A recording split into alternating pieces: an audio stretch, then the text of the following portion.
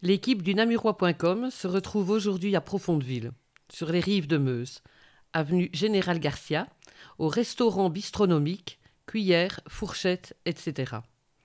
Une cour conviviale nous accueille pour les jours ensoleillés, sous de grands parasols. Et nous partons à la rencontre du chef Christophe Bastin, qui va cuisiner pour nous. Ce dernier nous attend dans sa cuisine. Allons donc voir ce qu'il va nous préparer. Bonjour, je vais vous présenter une recette de cabillaud en croûte de légumes avec une vinaigrette aux herbes, servie avec une petite pâte fraîche. Nous allons commencer par la croûte de légumes. Donc nous prenons quelques petits légumes, c'est au choix pour vous. Soit ici j'ai choisi carottes, céleri, oignons, que je mets dans mon cutter avec des oignons tiges et du persil plat. Je vais assaisonner de sel et de poivre.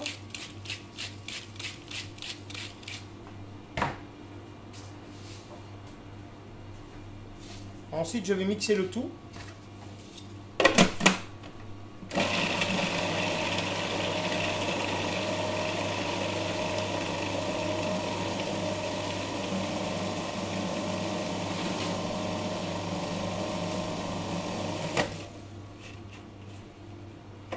Je vais incorporer de la chapelure. La chapelure, c'est la chapelure de mes pains de la maison que nous faisons sécher. Comme ça, nous avons un mix. Un peu de pain gris, un peu de pain blanc, un peu de baguette. Voilà.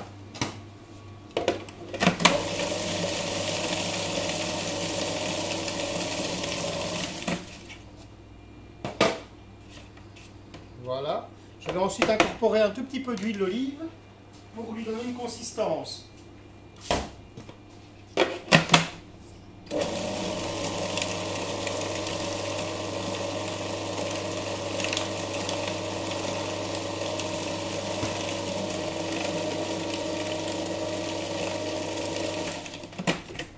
Voilà, nous avons la croûte de légumes. Je vais maintenant prendre mon cabillaud, de préférence un morceau assez épais, en gros dos, facile. D'un très beau cabillaud, d'ailleurs, vous voyez, il est très blanc. Je vais assaisonner.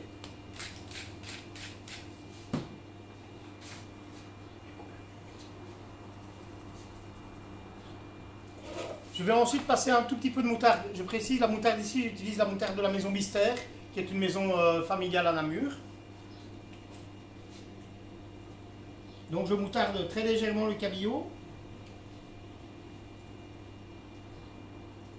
afin de faire tenir la chapelure de légumes. Je dépose la chapelure de légumes. Donc, sur le cabillaud légèrement moutardé. Maintenant, la particularité, c'est que c'est une recette assez simple, que tout le monde peut réaliser. La seule chose, c'est que je vais cuire le poisson que d'un seul côté, par la chaleur intense d'une salamandre, enfin, ou d'un grill si vous préférez. Donc, voilà, je vais mettre le poisson à cuire, ce qu'on appelle une cuisson à l'unilatérale. Voilà, c'est parti pour quelques minutes. Maintenant, nous allons procéder à la réalisation de la vinaigrette. Je prends un poêlon, de l'huile d'olive d'une bonne qualité.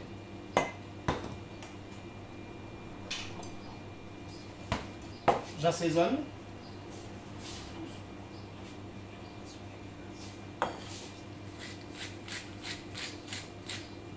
Toujours bien relevé, une vinaigrette, ça doit toujours avoir assez bien de goût. Je prends ici un vinaigre, ici j'ai choisi un vinaigre de cidre, mais vous pouvez faire ça avec ce qui vous convient comme acidulé, un vinaigre de framboise si vous préférez, un vinaigre de vin, que je dose très légèrement. Maintenant je vais incorporer ici tous mes ingrédients, excepté les verres. Je vous explique pourquoi, parce que à partir du moment où le verre va être en contact avec le vinaigre, il va changer de couleur, ce qui va donner pas une belle couleur au plat. Je vais mettre ici, regardez, j'ai des petites tomates cerises orange et rouge.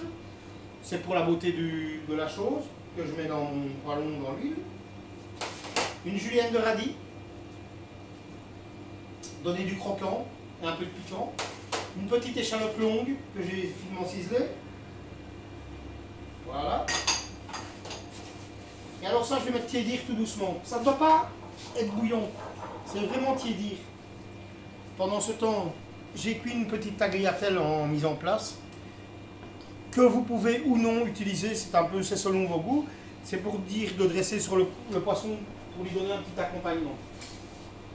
Je vais donc la repasser très légèrement dans l'huile.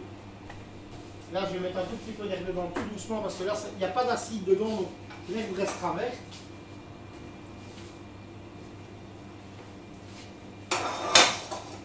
Ne pas oublier d'assaisonner.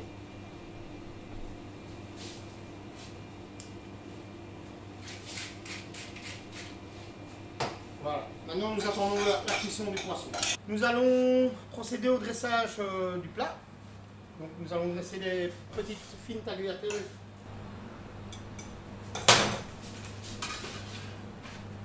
Vous voyez, la croûte est bien dorée.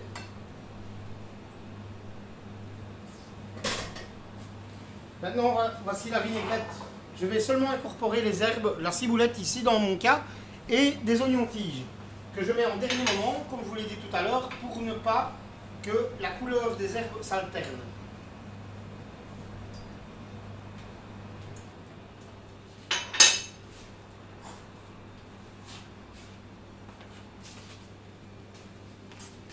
Voilà, nous allons dresser gentiment cette petite vinaigrette.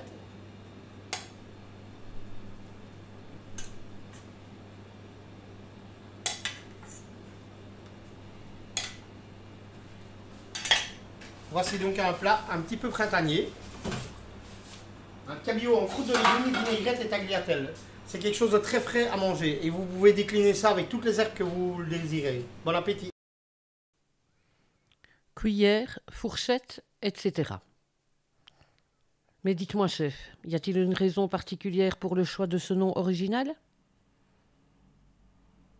C'est très simple. Je suis un garçon qui aime beaucoup manger avec une cuillère et une fourchette et qui n'aime pas les couteaux. Donc pour un cuisinier, c'est un peu spécial.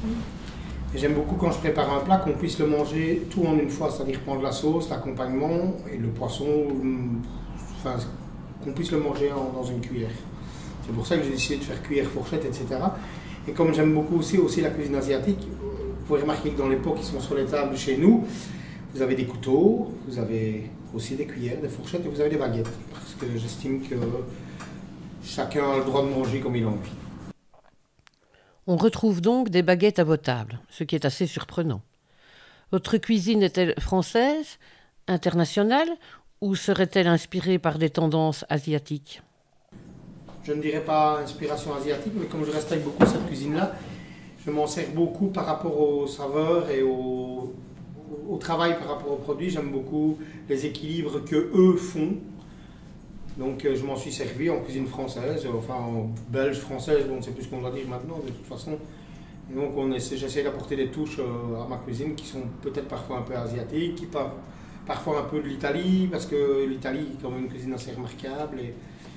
Mais bon, je reste un fervent admirateur de la cuisine française et belge en général. Joanne, votre épouse, est aussi chef de cuisine. C'est-à-dire que oui, mon épouse ne travaille pas tout le temps ici, ça c'est une première chose.